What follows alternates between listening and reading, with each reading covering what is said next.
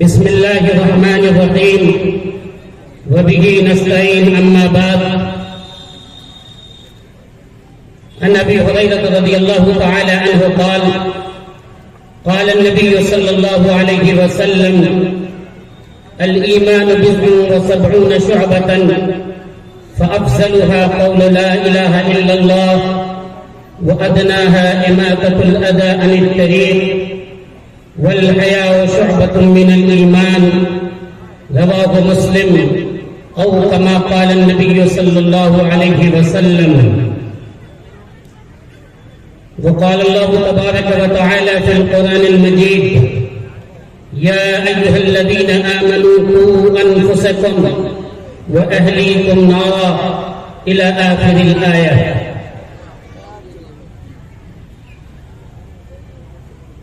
محترم سامعین، برادران اسلام،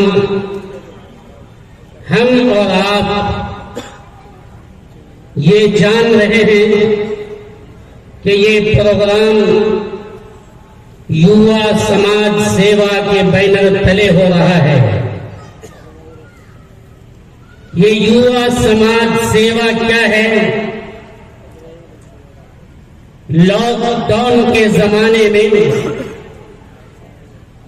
جب لوگوں کی حالت یہ تھی کہ بہت سے لوگ کھانے کو محتاج تھے،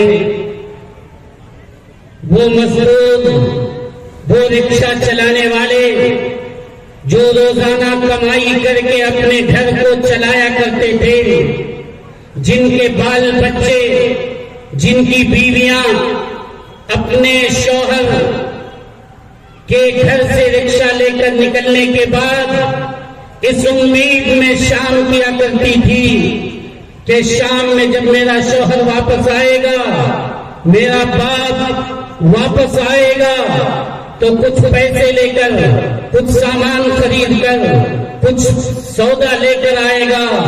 وہ رکشے جب بند ہو گئے تھے، غریبوں کے لالے پر رہے تھے، لوگ نانے شبینہ کے محتاج تھے، اس وقت میں یہاں کے چند نوجوانوں نے یووا سماج نامی ایک کمیٹی تشکیل دی اور آپس میں ایک دوسرے سے پیسے لے کر انہوں نے لوگوں کی خدمت کا کام کیا، غریبوں کا پیٹ بھرا، غریبوں تک کھانے کو پہنچایا، غریبوں تک کھانے پینے کی چیزیں جو نہیں پہنچ رہی تھی ان تک پہنچایا. کئی لاکھ روپے ان لوگوں نے اس وقت میں خرچ کیا اور پھر اپنا یہ بیڑا اٹھایا کہ ہمارا کام ہے غریبوں کی مدد کرنا، ہمارا کام ہے سماج کا سیوا کرنا. چنانچہ ان لوگوں نے پھر یہ قدم اٹھایا کہ وہ غریب بچیاں جو اپنے باپ کے سہارے جیتی ہیں، جس کے باپ کی نیند حرام ہے، جس کی ماں کی نیند حرام ہے، اس سوچ میں، اس سمجھ میں کہ اس کی بیٹی جوان ہو رہی ہے، اب وہ شادی کس طرح کرائے، شادی کے کئی لاکھ روپے کا انتظام وہ کہاں سے کرے گا، کیسے کرے گا، اس سوچ میں اس کو رات میں نیند نہیں آتی ہے، دن بھر وہ کماتا ہے، دن بھر پریشان رہتا ہے. یہ سماج سیوا جو تشکیل کمیٹی بنی ہے، انہوں نے یہ قدم اٹھایا کہ ہم وہ غریب بچی جس کے باپ ان کی شادی نہیں کرا سکتے ہیں، جن کی ماں ان کی شادی کا انتظام نہیں کر سکتی ہے، ہم لوگ ان کی شادی کا انتظام کریں گے. آج بھی تو شادی ہوگی، اس کے بعد بھی چند شادی ہوگی، اس طرح یہ لوگ ان کی شادیوں کا انتظام کر رہے ہیں. آپ کو سن کر حیرت ہوگی کہ آج ہماری غریب بچیاں جو کہ شادی کی وجہ سے غیروں کے ساتھ بھاگ رہی ہے، غیروں کے ساتھ وہ جا رہی ہے، صرف اور صرف اس لیے کہ ہم نے اس سماج کو تلک اور جہیز کے بندھن میں اس طرح باندھ دیا ہے کہ وہ بیٹی یہ سوچتی ہے کہ ہمارے باپ کہاں سے پیسے کا انتظام کریں گے. وہ خود راتوں کو روتی ہوگی، اس کی ماں روتی ہوگی، اس کا باپ روتا ہوگا. وہ یہ سوچتی ہے. میں یہ نہیں کہتا کہ بھاگنے والی تمام لڑکیاں اسی طرح کی ہوتی ہیں، لیکن بہت سی بچیاں وہ بھی ہیں جو اپنے ماں باپ کی غربت کو دیکھ کر، فقر و فاقہ کو دیکھ کر وہ بھاگ رہی ہیں اور ارتداد کے فتنے میں جا رہی ہیں. اس لیے یہ یووا سماج سیوا انہوں نے اگر قدم اٹھایا ہے بہت مبارک قدم ہے، لیکن ضرورت اس بات کی ہے کہ مضبوطی کے ساتھ قدم اٹھایا جائے۔ یہ مضبوط تب بنیں گے جبکہ ہم اور آپ اسے مضبوط کریں گے۔ ہمارا اور آپ کا کام ہے اسے مضبوط کرنا۔ آپ کے سامنے وہاں لوگ بیٹھے ہوئے ہیں، اس میں رجسٹریشن ہوتا ہے۔ جو لوگ اس میں شریک ہونا چاہتے ہیں کہ میں بھی یہ اچھے کام میں، یہ لوگوں کی خدمت کے کام میں شریک ہونا چاہتا ہوں، وہ وہاں 100 روپے دے کر رجسٹریشن کرا سکتے ہیں، اور پھر وہ یہ طے کر دیں وہاں کہ ہر مہینے میں اس میں پیسے لگاؤں گا، چاہے 100 روپے لگائیں کہ 10,000 روپے لگائیں، کم سے کم 100 روپے اور زیادہ سے زیادہ جتنا لگانا چاہے وہ اس میں کریں۔ یہ لوگوں کی خدمت کا کام ہے، اور یہ لوگوں کی خدمت کا کام ہے، یہ ہمارے ایمان کا حصہ ہے۔ میں نہیں کہتا، آقا و مولا تاجدار بطحہ نبی کریم صلی اللہ علیہ وسلم کی روایت ہے، بخاری مسلم میں موجود ہے، مسلم شریف کی روایت میں نے پڑھی۔ حضرت ابو ہریرہ رضی اللہ تعالی عنہ فرماتے ہیں کہ الایمان بضع و سبعون شعبۃ، ایمان کی 70 سے زیادہ شاخیں ہیں، ایمان کی بہت سی شاخیں ہیں، اس میں 2 حصہ ہے، فأفضلها قول لا إله إلا الله وأدناها إماطة الأذى عن الطريق۔ میں آپ کو مثال سے سمجھاتا ہوں۔ مثال کے طور پہ اعجاز آپ کے سامنے بیٹھا ہے، ہاتھ، پاؤں، ناک، کان، زبان، ان تمام چیزوں کے مجموعے کا نام یہ اعجاز ہے۔ ہماری زندگی کے لیے، ہماری اس دنیا میں رہنے کے لیے ہمارے لیے ہاتھ بھی ضروری ہے، آنکھ بھی ضروری ہے، کان بھی ضروری ہے، یہ تمام چیزیں ہمارے بدن کے حصے ہیں۔ لیکن یاد رکھیے گا، ہمارے بدن کے 2 حصے بڑا اہم ترین حصہ ہے۔ ایک حصہ کمر سے اوپر کا ہے، جو حصہ اوپر کا ہے، اور ایک حصہ کمر سے نیچے کا ہے۔ آقا و مولا تاجدار بطحہ نبی کریم صلی اللہ علیہ وسلم نے لوگوں کو یہ سمجھایا کہ دیکھو تمہارے ایمان کے بہت سے شاخیں ہیں، بہت سے حصے ہیں، وہ 60 یا 70 سے زیادہ شاخیں ہوں گی، لیکن اس کا 2 حصہ ہے۔ ایک حصہ کمر سے اوپر کا جو بنیادی حصہ ہے وہ ہے فأفضلها قول لا الہ الا اللہ، اور اس کا سب سے نچلا حصہ ہے ادناها اماطة الأذى عن الطريق۔ آپ نے فرمایا کہ دیکھو سب سے اعلیٰ حصہ یہ ہے کہ تمہارے دل میں اللہ کی عظمت ہونی چاہیے، اللہ کا خوف ہونا چاہیے، اللہ کا ڈر ہونا چاہیے۔ اس لیے وہ لوگ جو اس سماج سیوا کا کام کر رہے ہیں ان کے اندر ایمان ہونا چاہیے، ان کے اندر دین ہونا چاہیے، ان کے اندر اللہ کا ڈر ہونا چاہیے۔ وہ اس بات کو طے کریں کہ ہم جس کام کو کریں گے وہ دکھلاوے کے لیے نہیں کریں گے، شہرت کے لیے نہیں کریں گے، ناموری کے لیے نہیں کریں گے۔ ہم جس کام کو کریں گے اللہ کی رضا کے لیے کریں گے، اللہ کو خوش کرنے کے لیے کریں گے، اللہ کو راضی کرنے کے لیے کریں گے۔ سب سے پہلا حصہ جو لوگوں کے اندر موجود ہونا چاہیے وہ اللہ کی عظمت ہے، اس کے دل میں قول لا الہ الا اللہ وہ جمع ہوا ہونا چاہیے۔ اور دوسرا حصہ آقا نے فرمایا ادناها اماطة الأذى عن الطريق، جو نیچے کا حصہ ہے وہ حصہ ہے راستے سے تکلیف دہ چیز کو ہٹا دینا۔ اگر راستے میں کانٹا پڑا ہوا ہے اسے بھی اگر آپ ہٹا دیتے ہیں لوگوں کو تکلیف نہیں ہوگی، لوگوں کو فائدہ پہنچے گا۔ ذرا اندازہ لگائیے، آقا و مولا تاجدار بطحہ نبی کریم صلی اللہ علیہ وسلم نے وہ جگہ جس جگہ میں لوگ بیٹھا کرتے ہیں ایسے سایہ کی جگہ پر آپ نے پیشاب کرنے سے منع کیا، گندگی کرنے سے منع کیا، راستے کو گندا کرنے سے آپ نے منع کیا، اس لیے تاکہ لوگوں کو نقصان نہ پہنچے، لوگوں کو فائدہ پہنچے۔ مسلم شریف کی ایک روایت ہے کہ ایک ٹہنی وہ راستے میں جھکی ہوئی تھی، ایک شخص گیا اور اس شخص نے اس ٹہنی کو کاٹ کر راستے کو صاف کر دیا۔ نبی کریم صلی اللہ علیہ وسلم نے فرمایا وہ انسان جنت میں جائے گا۔ راستے سے تکلیف دہ چیز کو ہٹا دینا یعنی لوگوں کو فائدہ پہنچانا۔ بہت افسوس ہے اور بہت حیرت کی بات ہے کہ وہ انسان جس کا کام ہے لوگوں کو فائدہ پہنچانا، وہ انسان لوگوں کو نقصان پہنچانے کے در پہ رہتا ہے۔ آقا نے فرمایا خیر الناس من ينفع الناس، لوگوں کو فائدہ پہنچانے والا سب سے بہتر انسان ہے، سب سے بہتر انسان ہے۔ آپ اپنے دامن کو جھانک لیں کہ آپ لوگوں لوگوں کو فائدہ پہنچاتے ہیں؟ ہرگز نہیں. ہمارا کام یہ ہے کہ ہم لوگوں کو نقصان پہنچانے کی کوشش کرتے ہیں. کبھی کسی کی ٹانگ کھینچتے ہیں, کبھی کسی کی عزت سے کھلواڑ کرتے ہیں, کبھی کسی کو نیچے دکھانے کی کوشش کرتے ہیں. یہ ہماری صورتحال ہے. ہم یہی کر رہے ہیں. ذرا سوچئے کہ تکلیف پہنچانا, نقصان پہنچانا کس کا کام ہے؟ یہ تو شیر اور چیتے کا کام ہے, یہ سانپ اور بھیڑیے کا کام ہے. آپ نے سنا ہوگا ڈائناسور جس کا کام تھا صرف دوسروں کو نقصان پہنچانا, اس کی نسلیں زمین سے ختم کر دی گئی. ٹھیک اسی طرح یاد رکھیے, قانون فطرت ہے, فطرت کا قانون ہے کہ جو انسان دوسروں کو نقصان پہنچاتا ہے اسے بھی مٹا دیا جاتا ہے, اس کی نسلوں کو بھی برباد کر دیا جاتا ہے. اس لیے لوگوں کو فائدہ پہنچانے کی کوشش کیجیے. اور یہ لوگ کوئی عام لوگ نہیں ہیں. آقا و مولا تاجدار وطن نبی کریم صلی اللہ علیہ وسلم نے فرمایا الخلق عیال اللہ, الخلق عیال اللہ. پوری مخلوق اللہ کے لیے کنبہ کی طرح ہے, خاندان کی طرح ہے. انسان کا ہر انسان وہ اللہ سے جڑا ہوا ہے. اگر ہمارے بیٹے کو کوئی تکلیف پہنچائے ہمیں تکلیف پہنچتی ہے, ہمارے گھر کے کسی فرد کو کوئی ستائے ہمیں تکلیف پہنچتی ہے, ہمیں غصہ آتا ہے کیونکہ وہ ہمارے خاندان کا حصہ ہے, ہماری اولاد ہے, اس لیے اسے کوئی تکلیف نہیں پہنچا سکتا.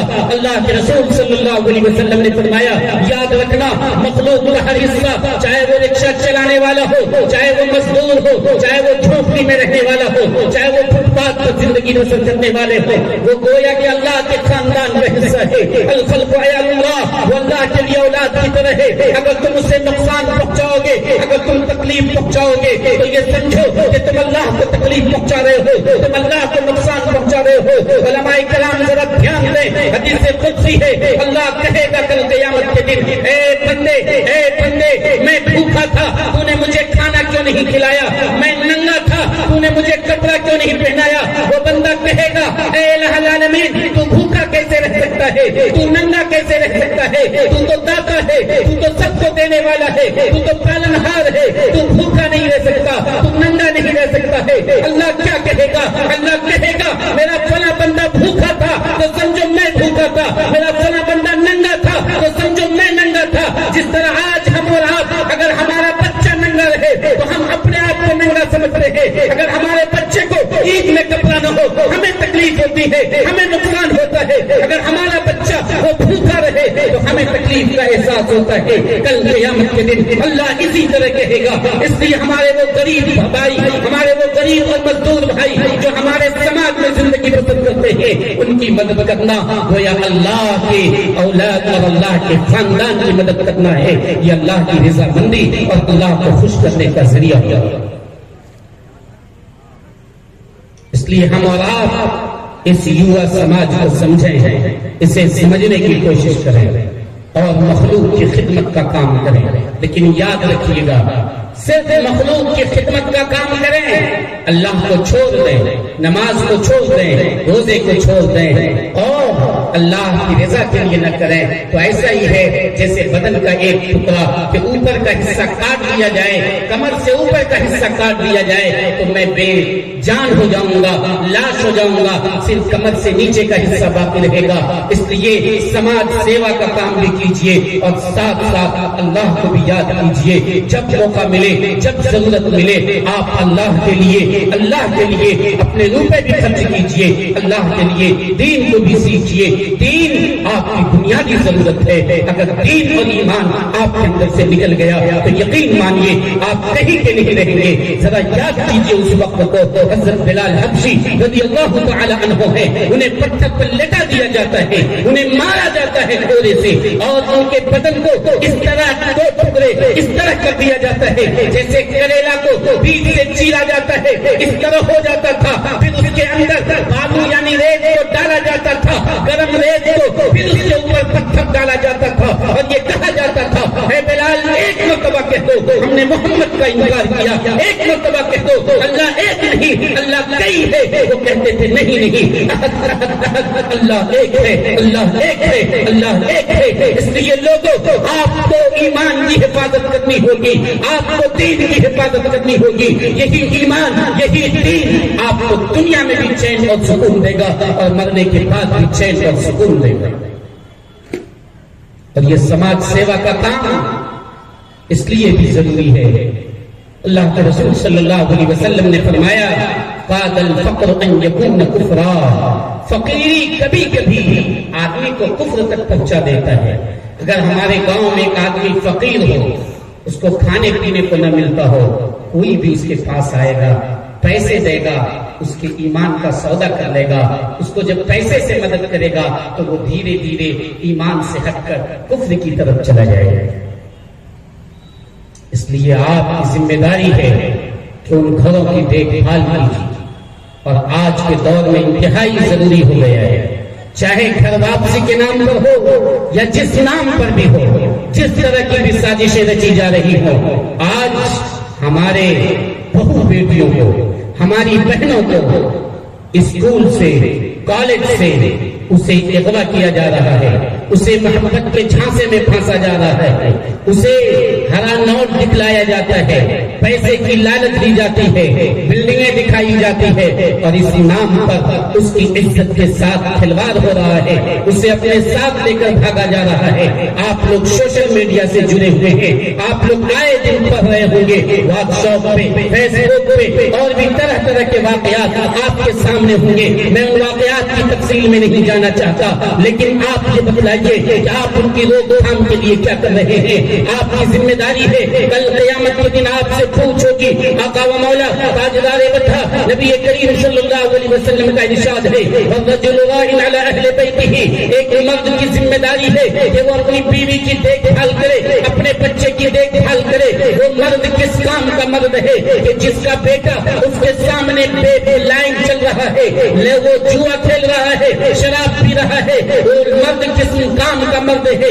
اس مرد کی مردانگی کہاں چلی جاتی ہے؟ جس کی بیٹی غیر کے ساتھ بات کر رہی ہے، جس کی بیٹی کنوارے ہونے کی حالت میں گھنٹوں موبائل پہ دوسرے سے بات کر رہی ہے.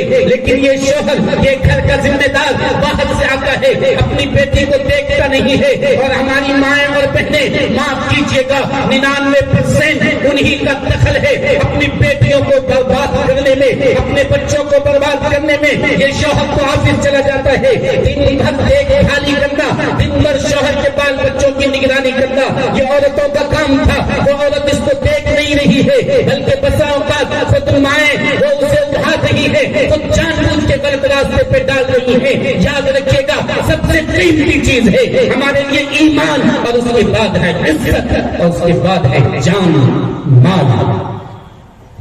اس لیے ہم اور آپ